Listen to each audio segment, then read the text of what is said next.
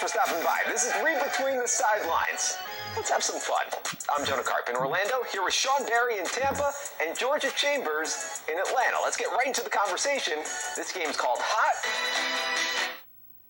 Okay, y'all, we got 10 orders coming in. Starting a business is never easy, but starting at 8 months pregnant, that's a different story. I couldn't slow down. We were starting a business from the ground up. People were showing up left and right, and so did our business needs. The Chase e-card made it easy. When you go for something big like this, your kids see that, and they believe they can do the same. Earn unlimited 1.5% cash back on every purchase with the Chase Inc. Business Unlimited card from Chase for Business. Make more.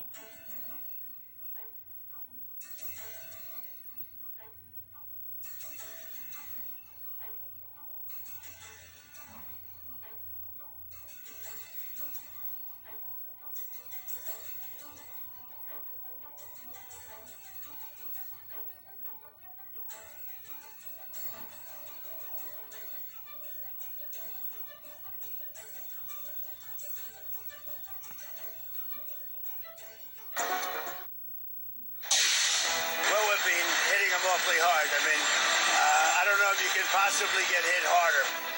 Right now at 10, President Trump claims we have won the war with Iran. Well, here at home, a fallen hero will be laid to rest this weekend. I think the future is extremely bright for the tech scene in St. Pete. Yeah, this is pretty cool. A new tech lab fills up quickly, and there's a wait list for startups in St. Pete. What's drawing businesses here? This was such a uniting community effort. And in Clearwater, residents want to stop private acquisition of public streets in the city, and now they're one step closer. You're watching Fox 13, and the 10 o'clock news starts now. Good evening, I'm Hinds in for Allie. And I'm Mark Wilson. Glad to have you with us here on this Friday night. First up at 10, Iran. Their hold over the global flow of oil, it's keeping gas prices high in the U.S., and they could go up even more this weekend. About 4,500 more U.S. sailors and Marines are heading to the Middle East right now, and know their role is not exactly clear, at least publicly. Of course, they know what they're going to be doing, but U.S. forces have been ramping up efforts to reopen the strait and restore global flow of oil, deploying the iconic A-10 Warthogs you see here, and those Apache helicopters to take out the Iranian drones, the boats, and the mines. Oh, I think we've won. We've knocked out their Navy, their Air Force. We've knocked out their anti-aircraft.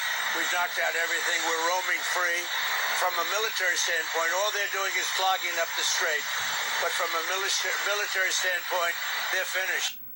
Yeah, but the strait remains pretty important. The U.S. is getting more support from European allies, with the U.K. now allowing the U.S. to use its military bases to strike Iranian targets that are threatening the Strait of Hormuz, of course, where all this oil is flowing through.